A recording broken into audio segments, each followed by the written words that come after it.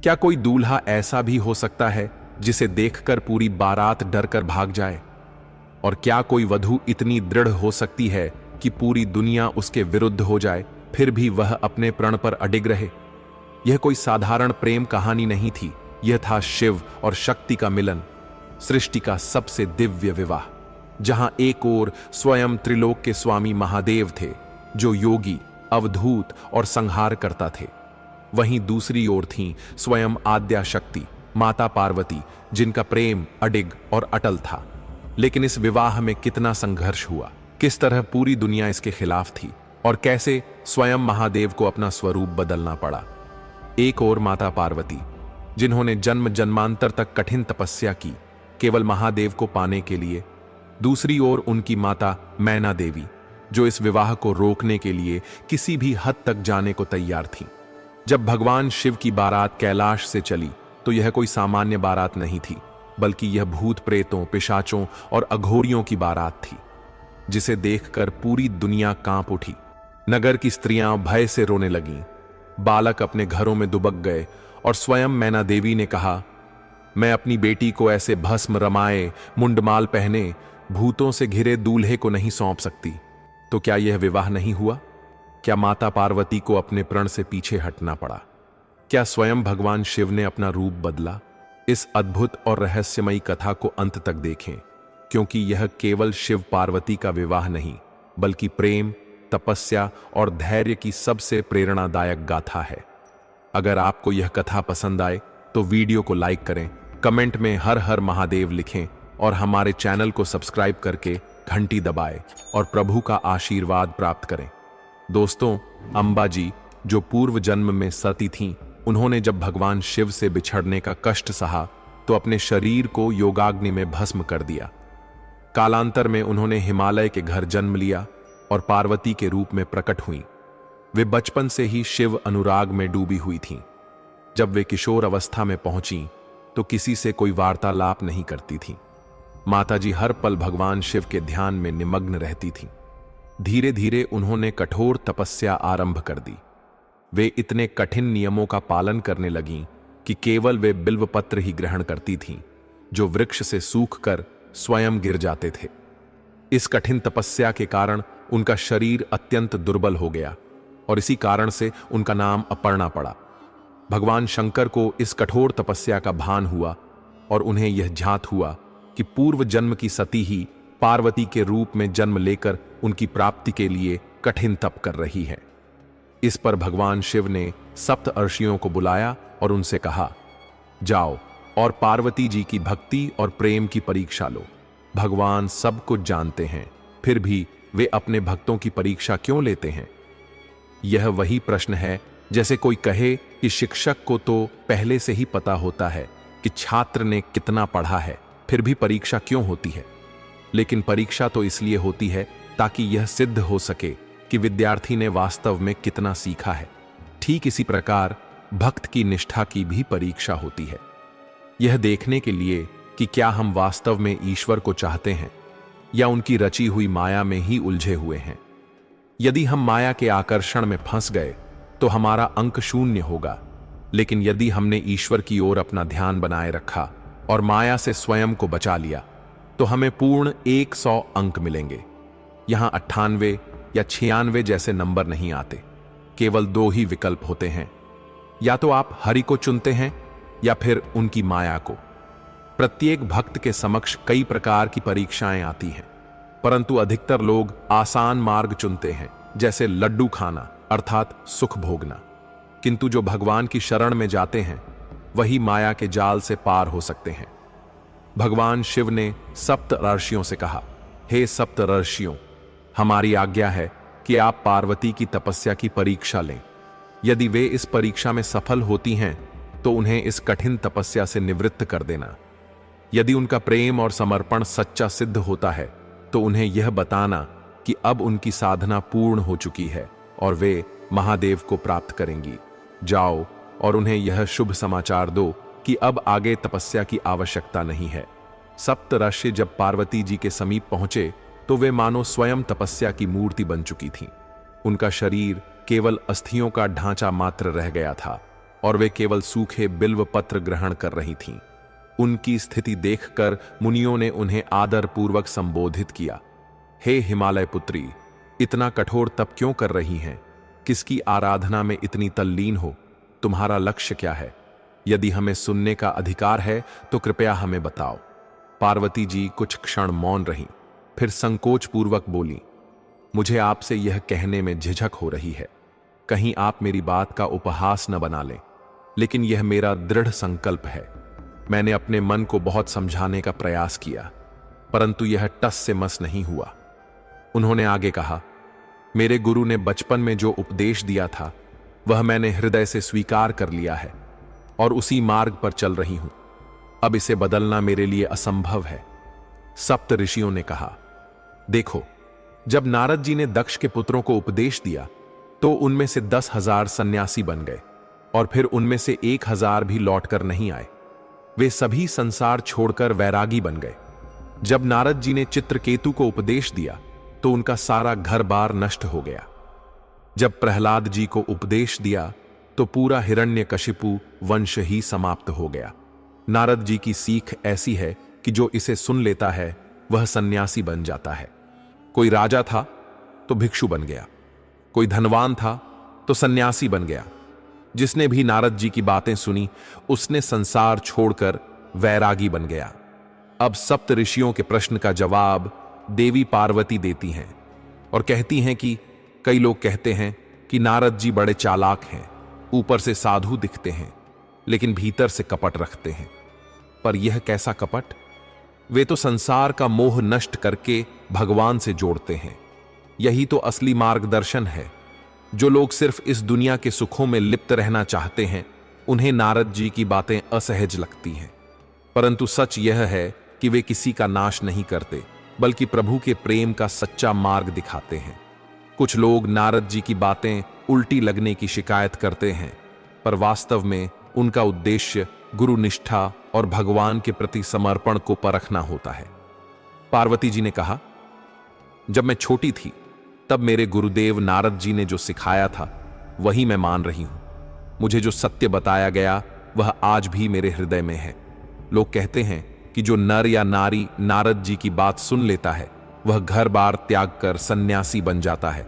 यह सत्य भी है, क्योंकि उनके वचन ऐसे होते हैं जो संसार की माया से ऊपर उठाने का कार्य करते हैं। परंतु मैं तो पूरी निष्ठा से महादेव को ही अपना पति मान चुकी हूं। चाहे कोई कुछ भी कहे, चाहे संसार मुझे भिखारी कहे या सन्यासी, मेरे लिए यही सत्य है कि भगवान शिव ही मेरे आराध्य हैं। सप्त अर्ष्य कहते हैं भगवान शिव निर्गुण हैं, अर्थात वे किसी एक गुण से परिभाषित नहीं होते। कोई उन्हें कहे कि वे सर्वगुण संपन्न हैं तो कोई कहे कि उनमें कोई गुण नहीं, परंतु सत्य यह है कि वे संसार की सीमाओं से परे हैं। लोग कहते हैं कि पति तो वह होता है जो राजसी वेशभूषा में रहे, मुकुट धारण करे, सुंदर वस्त्र पहने, लेकिन भगवान शिव तो मसान की भस्म धारण करते हैं, मुंडमाला पहनते हैं और बाघंबर ओढ़ते हैं। यही उनका वास्तविक स्वरूप है। वे कपाली हैं, अर्थात वे मृत्यु से परे हैं। उनका कोई कुल नहीं, क्योंकि वे ही समस्त कुलों के मूल हैं। कोई नहीं जानता कि वे किस वंश के हैं, क्योंकि वे स्वयं सृष्टि के आधार हैं। कैलाश पर्वत पर 6 रथुए जिनकी छाया में शोभा देती है, वह एक महावट वृक्ष है जिसके नीचे भगवान शिव निवास करते हैं। उनका कोई घर नहीं, कोई महल नहीं, कोई सिंहासन नहीं, और उनके आभूषण सोना चांदी मोती नहीं, बल्कि बड़े बड़े विषैले सर्प उनके गले का हार है। सप्तराशि कहते हैं, ऐसे दूल्हे के लिए ऐसी कठिन तपस्या। नारद जी ने तुम्हें ठग लिया, तुम्हें पागल बना दिया। सुनो, यही नारद जी थे जिन्होंने सती को उपदेश दिया था, और परिणाम स्वरूप उन्हें ऐसे पति मिले जिनके कारण उन्हें आत्मदाह करना पड़ा। इसलिए हम तुम्हें सावधान कर रहे हैं कि तुम भी कहीं वैसा ही भाग्य न पालो। हमने एक अत्यंत सुंदर और दिव्य दूल्हा देखा है और हमें यह ज्ञात हुआ कि तुम कठोर तपस्या कर रही हो।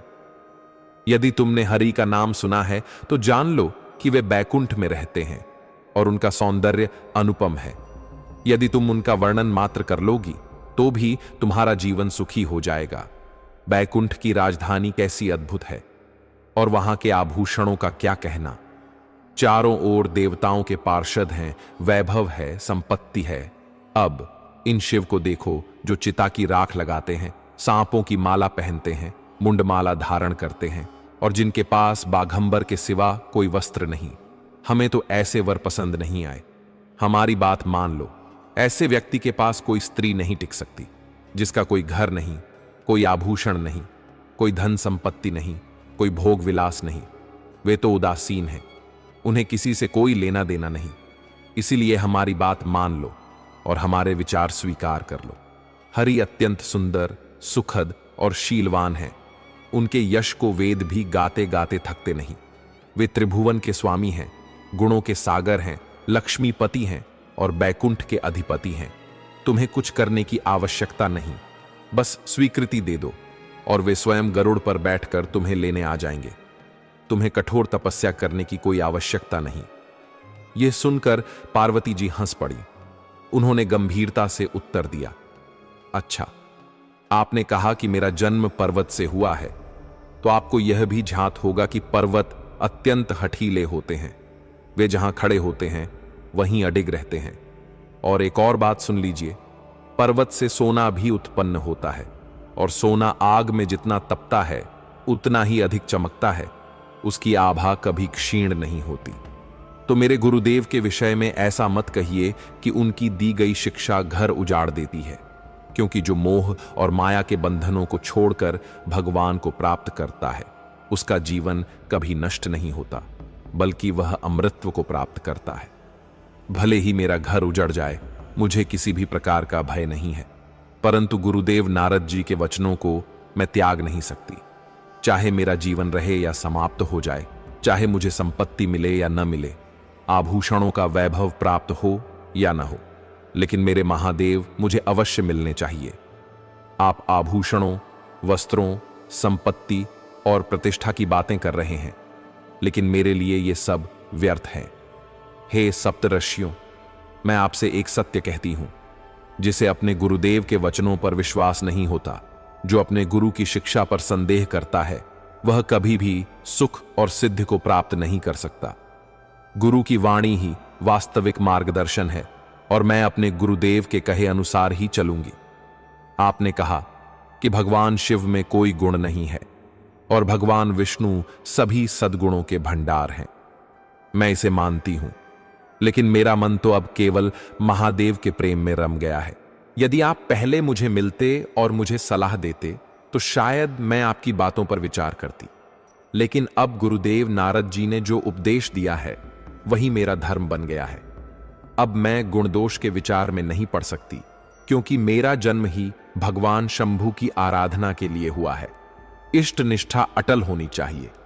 अब गुण और दोष की चिंता करना व्यर्थ है।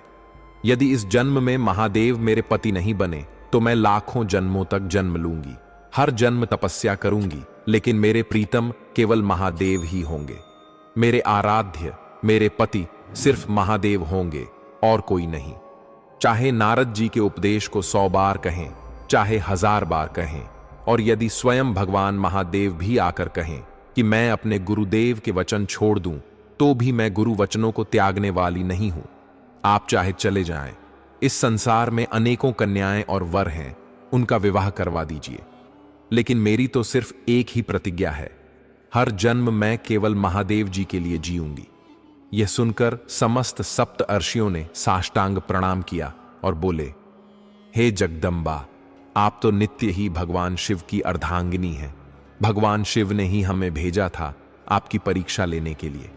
वे आपकी तपस्या और भक्ति को पूर्ण रूप से जानते हैं। विवाह निश्चित हो चुका है, अब आपको और तप करने की आवश्यकता नहीं। भगवान शिव संपूर्ण ब्रह्मांड के पिता और माता दोनों हैं, वे माया से परे हैं। सप्तर्षियों ने श्रद्धापूर्वक उनके चरणों में प्रणाम किया और पुनः हिमालय की ओर प्रस्थान किया। हिमाचल से जाकर उन्होंने कहा, हे राजन, अपनी पुत्री पार्वती जी को सादर ले आइए और विवाह की तैयारियां आरंभ कीजिए। भगवान महादेव विवाह के लिए पहले से ही सहमत हैं। अब समस्त देवता स्वयं ब्रह्मा जी सहित महादेव जी के पास पहुंच रहे हैं, उनसे विवाह की स्वीकृति प्राप्त करने और प्रार्थना करने के लिए। इधर हिमालय राजा जब पार्वती जी को अपने महल में लेकर आए, उधर भगवान विष्णु, समस्त देवता और स्वयं ब्रह्मा जी कैलाश पहुंचे, जहां भगवान शिव ध्यानस्थ विराजमान थे। सभी देवताओं ने श्रद्धा से भगवान शिव की स्तुति की और कहा, प्रभु, हम सबके हृदय में एक बड़ी लालसा है, एक महान उत्साह है। समस्त देवताओं की यह अभिलाषा है कि हम अपनी आंखों से आपका शुभ विवाह देखें। भगवान विष्णु, ब्रह्मा जी और सभी देवताओं ने कहा, हे प्रभु, हम सब आपके इस मंगल विवाह को देखने के लिए उत्सुक हैं। आप दूल्हा बने और हम सभी देवता आपकी बारात के बाराती बने। यदि यह शुभ अवसर हमें देखने को मिल जाए तो हमारा जीवन धन्य हो जाएगा। कृपया हमें इस महोत्सव का साक्षी बनने का सौभाग्य दें। हे महादेव, आप वही हैं जिन्होंने कामदेव के अहंकार को भस्म कर दिया था। अब समस्त देवताओं की इच्छा है कि आप अपने दिव्य दूल्हा स्वरूप में हमारे समक्ष प्रकट हों। स्वामी का स्वभाव होता है कि वह अपने सेवकों को सुख देता है। पार्वती जी ने आपके लिए अपरिमित तपस्या की है। वे आपके प्रति अखंड प्रेम रखती हैं। कृपया उन्हें अपनाइए।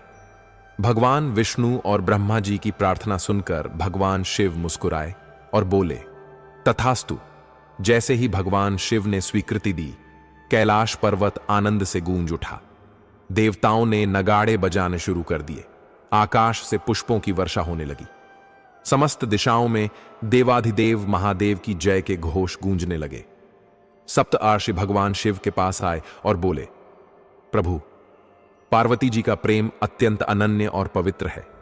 उनकी तपस्या ने यह सिद्ध कर दिया कि वे आपकी वास्तविक अर्धांगिनी हैं। हमने हर प्रकार से छल और युक्तियों से पार्वती जी को समझाने का प्रयास किया, लेकिन उन्होंने स्पष्ट कह दिया, मैं अपने गुरुदेव नारद जी के उपदेश को नहीं त्याग सकती। चाहे मुझे करोड़ों जन्म लेने पड़े, लेकिन हर जन्म केवल महादेव जी के लिए होगा। भगवान शिव जी की आंतरिक भावनाएं कैसी हैं, पार्वती जी के प्रति उनका प्रेम कितना गहरा है, यह कोई नहीं जान सकता। बहुत लोग यह मानते हैं कि महादेव परम उदासीन हैं, उन्हें किसी से कोई मोह नहीं, लेकिन यह सच नहीं है। जब सती जी का वियोग हुआ था, तब महादेव जी की स्थिति अत्यंत विचित्र थी। वे विरह में डूब गए थे, उनका धैर्य भी हिल गया था। इसलिए यह मत सोचो कि शिव हृदयहीन या भावनाहीन है। वे पार्वती जी के प्रेम को गहराई से अनुभव कर रहे हैं। इसके बाद सप्त आर्षि दोबारा पार्वती जी के पास गए और बोले, बीच में एक बड़ी घटना घटित हो गई। कामदेव भगवान शिव की समाधि को भंग करने के लिए आए थे और महादेव जी ने उन्हें अपने तृतीय नेत्र से भस्म कर दिया। अब जब काम ही नष्ट हो गया तो विवाह का क्या अर्थ रह गया? यह सुनकर पार्वती जी ने दृढ़ता से उत्तर दिया, क्या तुम अब तक भगवान शिव को कामयुक्त ही देखते थे? क्या तुम्हें ऐसा लगता था कि वे भी सांसारिक इच्छाओं से बंधे हैं? अरे, अब जाकर तुम्हें यह ज्ञान हुआ कि भगवान शिव सदा से पवित्र, निर्लिप्त और निर्विकार हैं। तुम्हारी दृष्टि में अभी तक भगवान विकारी थे, और अब जब उन्होंने काम को भस्म कर दिया, तब जाकर तुम्हें उनका वास्तविक स्वरूप समझ आया। मैंने भगवान शिव की आराधना की है, लेकिन किसी सांसारिक सुख के लिए नहीं। मेरे स्वामी सदा से योगी हैं, अजन्मा हैं, अनंत हैं, निष्कलंक हैं और भोग से रहित हैं। मैंने अपने वचन, अपने कर्म और अपने मन से उन्हें ही अपना आराध्य और स्वामी माना है। वे मुझे निश्चित रूप से प्राप्त होंगे। सप्त आर्षि पुनः भगवान शिव के पास पहुंचे और बोले, प्रभु, पार्वती जी की भक्ति और निष्ठा अद्वितीय है। उनका प्रेम केवल और केवल आपके लिए है। इस पर ब्रह्मा जी ने विवाह का मुहूर्त निश्चित किया। सप्तर्षियों को बुलाकर उन्होंने कहा, यह कन्या पक्ष की लगन है और यह वर पक्ष की। अब विवाह विधि पूर्वक निश्चित हो गया। दिन और नक्षत्र निर्धारित होते ही नगाड़े बजने लगे। देवताओं ने प्रसन्न होकर पुष्पों की वर्षा की। ब्रह्मा जी ने सभी देवताओं को निमंत्रण दिया। हिमालय महाराज ने स्वयं विवाह के लिए देवताओं को आमंत्रित किया। समस्त पर्वत अपने अपने उपहार लेकर उपस्थित हुए। समुद्र भी अमृतमयी रसनिधियां लेकर आया। हिमालय के यहां भोजन और स्वागत की कोई कमी नहीं थी। वहां रस की नदियां बह रही थीं। विविध प्रकार के फल और भोग सामग्री की भरमार थी। समस्त आयोजन विधिपूर्वक और भव्य रूप से किया जा रहा था। ब्रह्मा जी ने कहा, सुनो, बारात में सबसे आगे भगवान नारायण रहेंगे, उसके बाद ही दूल्हा आएगा। यदि ऐसा न किया गया तो लोग उल्टा ही कहेंगे। हिमालय के राजमहल में प्रवेश के क्रम को निर्धारित किया गया। सबसे आगे भगवान विष्णु, फिर देवराज इंद्र, फिर वायु देवता और अग्नि देवता होंगे, और अंत में भगवान शिव स्वयं अपनी बारात के साथ पधारेंगे। इस प्रकार पूरी बारात का क्रम निश्चित किया गया। देवताओं ने अपने अपने वाहनों और विमानों को सुसज्जित कर लिया। सुरगंधर्व मंगल गीत गाने लगे, अप्सराएं उत्सव के गीत गाने लगीं। समस्त लोकों में आनंद छा गया। राजाओं और देवताओं ने कहा, अब दूल्हे को तैयार किया जाए। भगवान शिव ने अपने दिव्य स्वरूप में सजना प्रारंभ किया। उनकी जटाओं में मोर पंख और नागों की अलौकिक सजावट थी। वे कुंडल और कंकण धारण किए हुए थे। उनका संपूर्ण शरीर विभूति से विभूषित था और वे बाघंबर धारण किए हुए थे। ललाट पर सुंदर गंगा विराजमान थी। त्रिनेत्र अपनी दिव्यता प्रकट कर रहे थे। उनके गले में सर्पों की माला थी और वे नरमुंडों की माला भी धारण किए हुए थे। त्रिशूल और डमरू उनके हाथों में शोभायमान थे। वे अपने वाहन नंदी पर आरूढ़ हुए, नगाड़े बजने लगे और समस्त कैलाश पर्वत हर हर महादेव के जयकारों से गूंज उठा। देवताओं ने यह अनुपम दृश्य देखा और मुस्कुराकर बोले, यह कैसा अद्भुत वर है। संसार में ऐसी दुल्हन कौन होगी जो इस दूल्हे के योग्य होगी। दूल्हे की तैयारी हो रही थी, लेकिन यह कोई साधारण दूल्हा न था। पहले चिता की भस्म ली गई और पूरे शरीर पर रमाई गई। महादेव का यह दिव्य श्रृंगार था। चिता की राख से पवित्र, सांसारिक मोह से मुक्त। अब उनकी विशाल जटाएं बांधी गईं। जब त्रिभुवन का विनाश करना हो तब वे अपनी जटाएं खोल देते हैं, और जब तांडव करते हैं तो संपूर्ण सृष्टि कांप उठती है। धग धग धग, यह वह नाद है जो सृष्टि के जन्म और संहार दोनों में गूंजता है। उनका तीसरा नेत्र ललाट पर शांत था, जो यदि खुल जाए तो संपूर्ण सृष्टि जलकर भस्म हो जाए। उनकी विशाल जटाओं में गंगा विराजमान थीं और मुकुट का स्थान सांपों ने ले लिया था। ये सांप स्वर्ण और चांदी के आभूषण नहीं थे, बल्कि जीवित नागराज थे, जो यदि डंक मार दें तो कोई भी मूर्छित हो जाए। यह कोई राजसी दूल्हा नहीं था, यह संहार और सृजन का स्वामी था। भगवान शिव ने अपनी बाजुओं पर सांपों के कंगन धारण किए। कुछ नाग उनके बाजूबंद बने, कुछ उनके गले में लिपटे और कुछ उनकी जटाओं में। उनका यज्ञोपवीत जनेऊ भी कोई सामान्य सूत नहीं था, बल्कि स्वयं नागराज वासुकी थे। गले में रुद्राक्ष की माला नहीं, नरमुंडों की माला शोभायमान थी। शरीर पर बाघंबर लपेटा गया और माथे पर चंद्रमा का आभूषण दमकने लगा। भगवती गंगा उनकी जटाओं में ठहरी थी और उनके 3 नेत्रों में से केवल 2 खुले थे। तीसरा नेत्र अभी शांति में था। गले में हलाहल का गल समाया था, जिससे उनका कंठ नीलवर्ण हो चुका था। यही कारण था कि वे नीलकंठ कहलाए। हाथ में त्रिशूल, कमर में डमरू बंधा था और वे अपने वाहन नंदी पर आरूढ़ थे। देवता और मुनिगण यह अद्भुत दृश्य देखकर बोले, ऐसे अद्भुत दूल्हे के लिए क्या त्रिभुवन में कोई दुल्हन मिल सकेगी। भगवान शिव जब अपने अद्भुत दूल्हा रूप में सुसज्जित हुए, तब ब्रह्मा जी ने यह अद्भुत दृश्य देखा और बोले, महाराज, बारात में सबसे आगे भगवान नारायण रहेंगे। उनके साथ उनके चतुर्भुज पार्षद रहेंगे, जो दिव्य सुगंध और सौंदर्य से युक्त होंगे। भगवान विष्णु गरुड़ पर सवार होंगे। उनके पीछे मैं स्वयं हंस पर आरूढ़ रहूंगा। फिर देवराज इंद्र अपनी पूरी दिव्य सेना के साथ रहेंगे। भगवान विष्णु ने बारात की तरफ देखा और मुस्कुराते हुए बोले, इस बारात में कोई भी भगवान शिव के पास जाने का साहस न करे। सब अलग अलग अपने अपने समूह में चलें और दूल्हे को अकेला रहने दें। सभी देवता और मुनिगण इस विचित्र बारात को देखकर हंस पड़े और बोले, ऐसी बारात त्रिभुवन में कभी न देखी गई थी और न कभी देखी जाएगी। अब तो यह स्पष्ट हो गया कि वर के अनुरूप बारात नहीं है। सभी देवता परस्पर हंसी मजाक करने लगे। भगवान नारायण ने कहा, हम सभी बाराती के रूप में दूल्हे के अनुरूप नहीं लग रहे। सबसे पीछे भगवान शिव हैं और हम आगे आगे हैं। पहले हम, फिर ब्रह्मा जी, फिर देवराज इंद्र और फिर अन्य देवता। भगवान शिव ने मुस्कुराते हुए कहा, तुम सब अपने अपने पार्षदों को साथ लाए हो, अब मैं भी अपने गणों को बुलाता हूं। भगवान शिव ने श्रृंगी शंख बजाया। और देखते ही देखते उनके पार्षद प्रकट होने लगे। शिव के अनुशासन को सुनते ही सभी गण भगवान के चरणों में प्रणाम करने लगे और बोले, महाराज, आपकी आज्ञा का पालन होगा। विवाह की घड़ी बहुत प्रतीक्षित थी, अब तो हम इसे देखने आए हैं। लेकिन जैसे ही इन गणों को देखा गया, देवताओं के चेहरों पर आश्चर्य और भय दोनों मिश्रित हो गए। यह कैसी बारात है? ये कौन से शिव के बाराती हैं? भगवान शिव के बुलाते ही उनके गणों की विचित्र बारात प्रकट हो गई। ये कोई साधारण बारात नहीं थी। कोई बिना सिर का था तो किसी के पूरे शरीर पर ही मुख थे। कोई बिना हाथ पैर के था तो कोई इतने हाथ पैर वाला था कि गिनती भी मुश्किल थी। कुछ के पास नेत्र नहीं थे तो कुछ के पास असंख्य नेत्र थे। कुछ केवल हड्डियों के ढांचे जैसे दिखते थे तो कुछ अत्यधिक मोटे थे। कोई पिशाच, कोई प्रेत, कोई अघोरी, कोई कपालधारी। सबका स्वरूप भयावह था। सभी कराल विकराल रूप धरकर बारात में शामिल हो गए।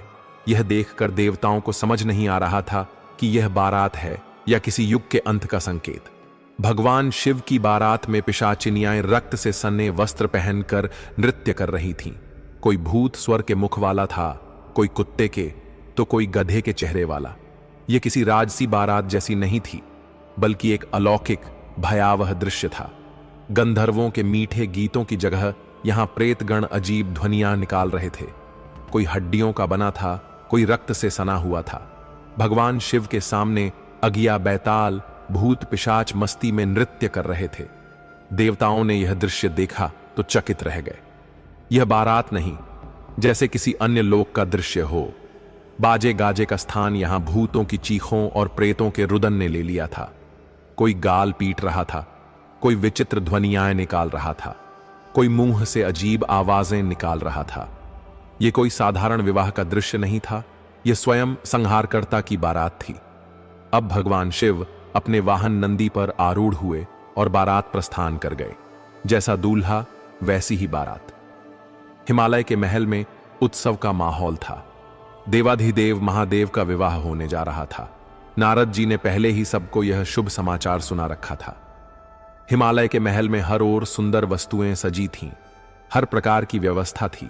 सभी हाथ जोड़े खड़े थे, क्योंकि जहां माता पार्वती विराजमान थीं, वहां किसी भी प्रकार की सिद्धियों की कमी नहीं थी। चारों दिशाओं में जयकारे गूंज रहे थे। जय हो, महादेव की बारात पधार रही है। भगवान विष्णु गरुड़ पर विराजमान होकर सामवेद का गान कर रहे थे। पीछे हंस पर सवार ब्रह्मा जी थे, जो चारों वेदों का पाठ कर रहे थे। समस्त हिमालय धन्य था, क्योंकि स्वयं महादेव उनके द्वार पर पधार रहे थे। जब बारात नगर में पहुंची तो लोग आश्चर्य से भर गए। वे बोले, दूल्हा तो सबसे पीछे है, फिर यह सामने कौन है? कुछ सयाने लोगों ने कहा, अरे यह तो ब्रह्मा जी हैं, यह देवराज इंद्र हैं, यह तो देवताओं की टोली है। नहीं नहीं, ये दूल्हे नहीं, ये तो दूल्हे के बाराती हैं। लोग विस्मय में थे। यदि बाराती इतने सुंदर और दिव्य हैं तो दूल्हा कैसा होगा? नगर की बालक बालिकाएं, नवविवाहिताएं सब उत्साह में भरकर आगे बढ़ रहे थे। सभी व्याकुल हो गए कि अब असली दूल्हे के दर्शन होंगे। और फिर जैसे ही शिव समाज नगर में प्रविष्ट हुआ, नगरवासियों की आंखें चौंधिया गईं। यह कैसी बारात है? जितने लोग आगे बढ़कर अगवानी करने आए थे, वे घबराकर पीछे हटने लगे।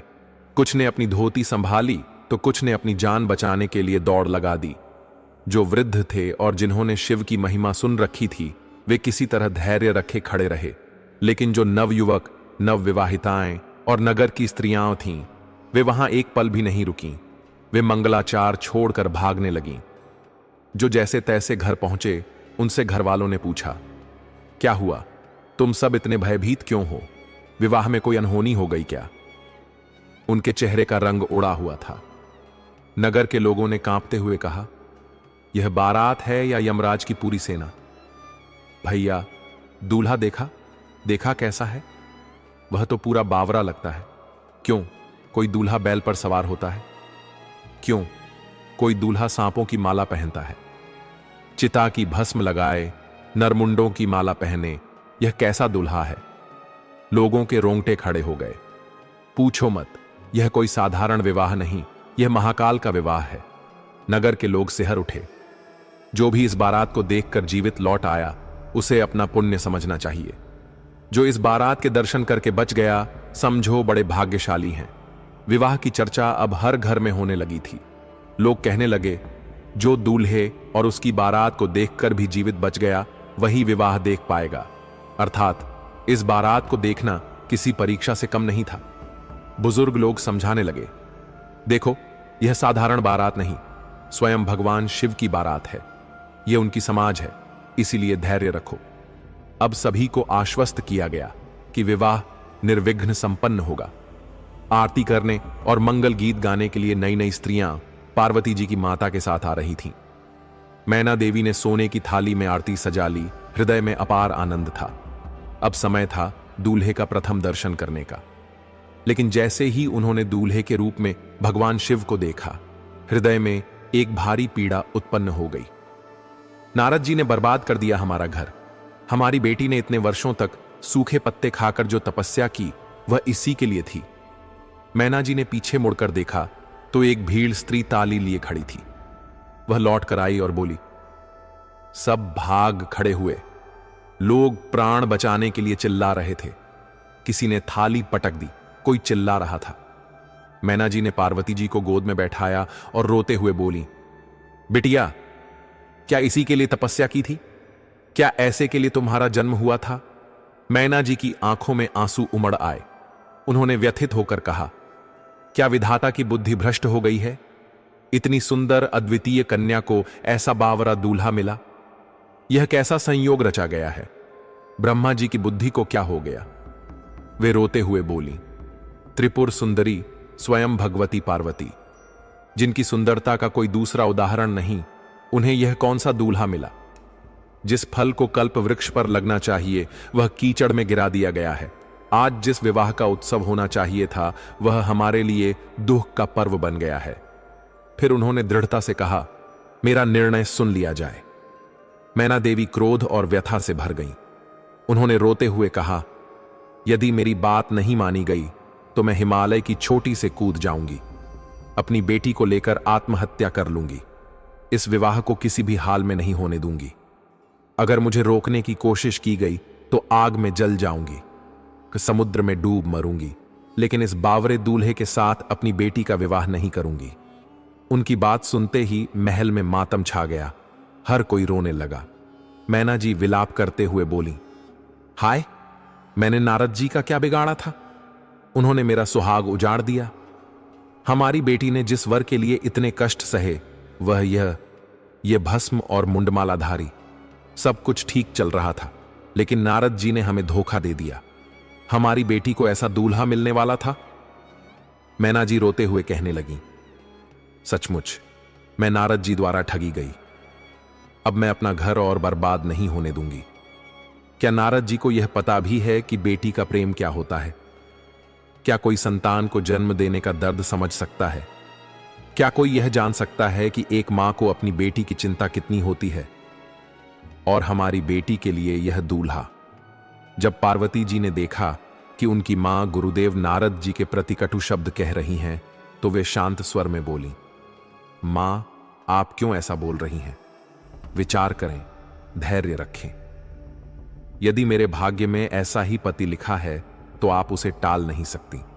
जो विधि ने मेरे लिए लिखा है उसे कोई बदल नहीं सकता। यदि मेरे भाग्य में महादेव ही मेरे पति हैं तो आप व्यर्थ में क्यों रो रही हैं? पार्वती जी की करुणा भरी बातें सुनकर महल में सन्नाटा छा गया। स्त्रियां रोने लगीं, विधाता को कोसने लगीं। हिमालय महाराज दुखी मन से नारद जी के पास पहुंचे और बोले, गुरुदेव, हम तो सब संभाल लेंगे, लेकिन घर में सब बिखर चुका है। विवाह बंद हो गया है। माता मैना ने स्पष्ट कह दिया है कि यह विवाह नहीं होगा। गुरुदेव, आप ही कुछ कीजिए।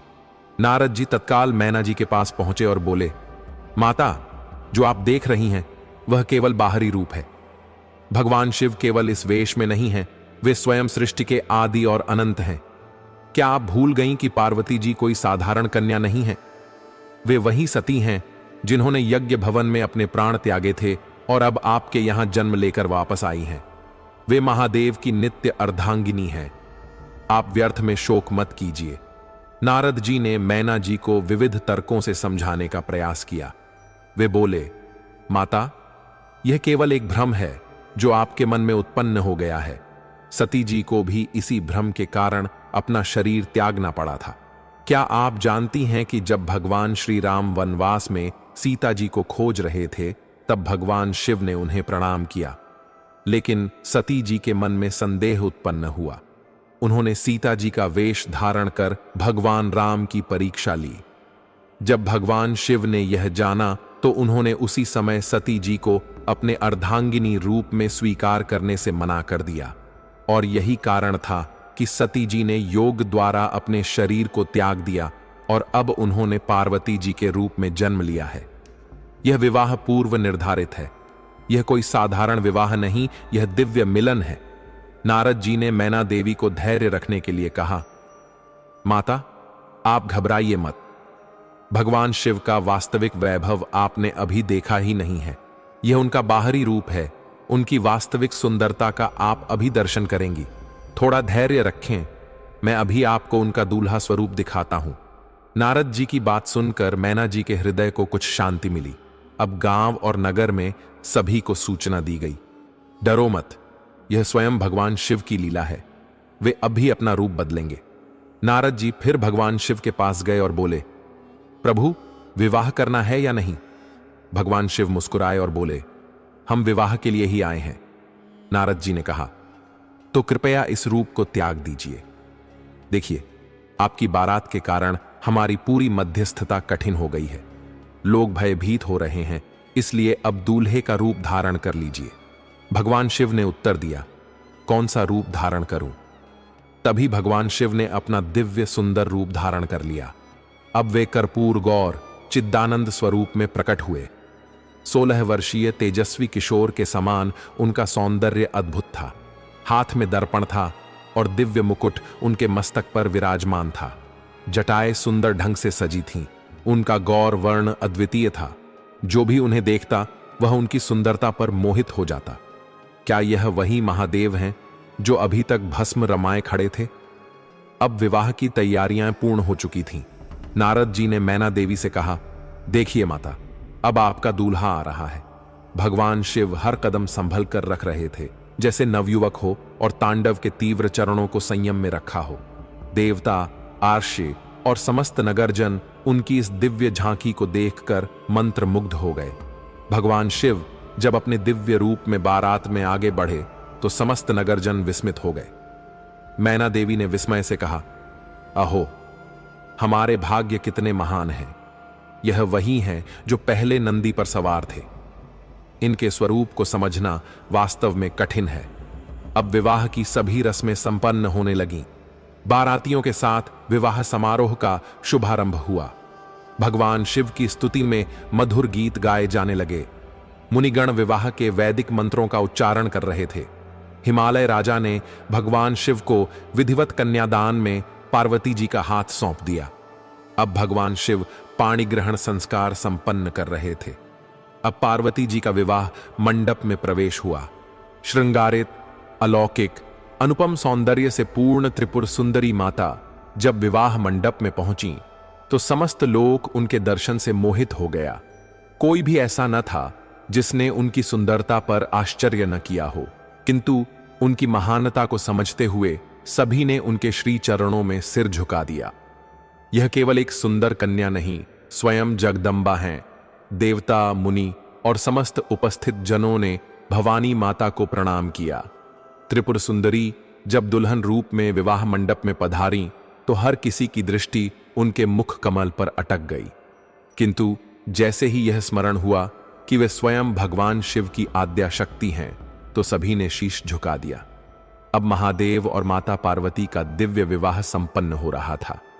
माता भवानी की सुंदरता की मर्यादा का कोई अंत नहीं। यदि करोड़ों मुखों से भी उनका वर्णन किया जाए तो भी उनकी शोभा का पूरा बखान नहीं किया जा सकता। इस समय पार्वती जी का रूप अनुपम था। वे नवयौवना थीं, दुल्हन के रूप में मंडप में विराजमान थीं। उनका गौर वर्ण कपूर और चांदी की भांति चमक रहा था। उनके विशाल नेत्रों में दिव्य तेज झलक रहा था।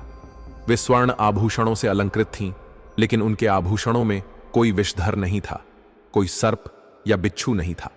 उनका निर्मल, शांत और सौम्य रूप किसी स्वर्गीय सौंदर्य से भी बढ़कर था। इधर भगवान शिव अपने किशोर राजकुमार से दिव्य स्वरूप में थे। पार्वती जी का मन रूपी भ्रमर महादेव के इस अद्भुत रूप पर मोहित हो रहा था। अब विवाह की सभी विधियां प्रारंभ होने लगीं। आश्चर्य की बात यह थी कि सबसे पहले गणेश जी का पूजन किया गया। मुनियों ने अनुशासन के अनुसार गणपति पूजन आरंभ कराया। भगवान शिव और माता पार्वती ने सबसे पहले गणेश जी को प्रणाम किया। लोगों में संशय उत्पन्न हुआ, गणेश जी तो पार्वती जी के पुत्र हैं, फिर पहले इनका पूजन क्यों? नारद जी ने समझाया, संशय मत करो, यह गणपति जी का आदि स्वरूप है, जो ब्रह्म गणपति के रूप में पूजित हैं। यह संपूर्ण मंगल कार्य के आदि देवता हैं। अब विवाह की विधियां वेदों के अनुसार आरंभ हो गईं। महामुनियों ने समस्त वैदिक विधियों को संपन्न करवाया। हिमालय राज ने भगवान शिव का हाथ पकड़कर अपनी कन्या पार्वती का समर्पण किया। अब पाणिग्रहण संस्कार संपन्न हो रहा है। गृहस्थ धर्म परम पावन है। यह केवल सांसारिक जीवन नहीं, बल्कि मोक्ष का द्वार भी है। हमारी प्राचीन संस्कृति कितनी पवित्र और महान थी, लेकिन दुर्भाग्यवश आज लोग इसे भूलते जा रहे हैं, मनमाने आचरण करते जा रहे हैं। इसीलिए गृहस्थ जीवन में सुख और शांति नहीं रही। यदि गृहस्थ धर्म को धर्म और मर्यादा के अनुसार निभाया जाए तो वह परम पद तक ले जा सकता है, किंतु आज के समय में लोग इस मर्यादा का उल्लंघन कर रहे हैं। ना माता की चिंता, न पिता की चिंता, बस अपने मन की करना ही आज की रीति बन गई है। लेकिन देखो, स्वयं भगवान शिव किस प्रकार धर्म का पालन कर रहे हैं। उन्होंने पाणी ग्रहण संस्कार के दौरान जल ग्रहण किया। ब्राह्मणों ने वैदिक मंत्रों का उच्चारण किया। आर्षियों ने साक्षी स्वरूप में विधियां पूर्ण कराईं। अब भगवान शिव और माता पार्वती का विवाह पूर्ण हो गया। जिस क्षण भगवान शिव ने पाणी ग्रहण किया, समस्त देवताओं और मुनियों ने वेद मंत्रों का उच्चारण प्रारंभ कर दिया।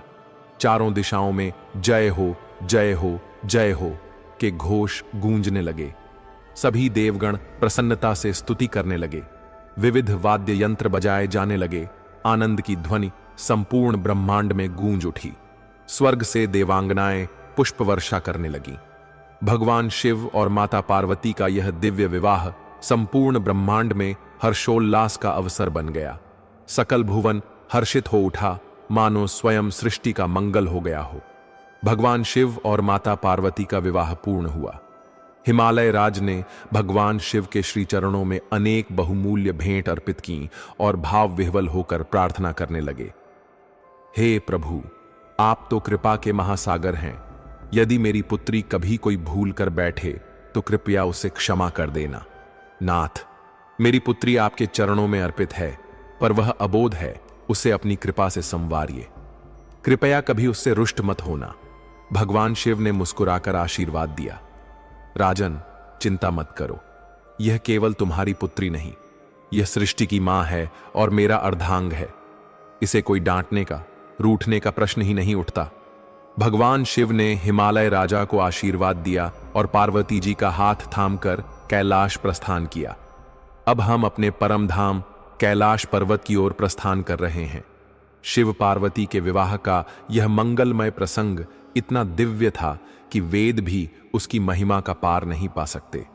गोस्वामी तुलसीदास जी कहते हैं, यदि स्वयं वेद भी भगवान शिव की महिमा का पूर्ण वर्णन नहीं कर सकते, तो मैं तुच्छ प्राणी भला उनकी महिमा कैसे गा सकता हूं। भगवान शिव और माता पार्वती आज भी कैलाश में विराजमान हैं और नित्य अपने भक्तों के लिए आनंदमय विहार करते हैं। जो भी इस दिव्य विवाह कथा को श्रद्धा से सुनेगा, उसके समस्त पापों का नाश होगा। उसके हृदय में निर्मलता आएगी और हरिहर में अपार भक्ति उत्पन्न होगी। भगवान शिव परम वैष्णव हैं और वे जिस पर कृपा करते हैं उसके समस्त अहंकार को समाप्त कर देते हैं। भगवान श्री राम ने भी अयोध्या वासियों से कहा था, शिवजी की भक्ति के बिना कोई भी सच्ची भक्ति नहीं पा सकता। शिव पार्वती का विवाह आज भी दिव्य रूप में कैलाश में चल रहा है। हम सभी उनके चरणों में प्रणाम कर उनके प्रेम और कृपा की प्रार्थना करते हैं। अगर आपको यह कथा प्रेरणादायक लगी तो वीडियो को लाइक करें कमेंट में हर हर महादेव लिखें और हमारे चैनल को सब्सक्राइब करें। घंटी दबाएं ताकि आपको हमारी अगली दिव्य कथा सबसे पहले मिल सके। हर हर महादेव। जय जय श्री राधे कृष्णा।